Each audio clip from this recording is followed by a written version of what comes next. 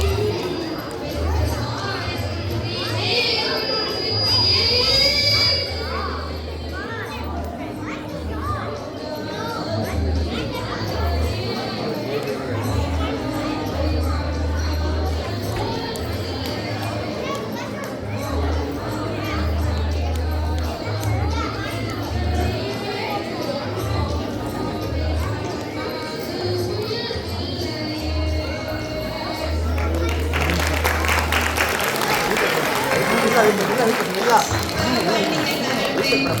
Gomathi photo எடுத்துக்கோங்க. அது ஒரு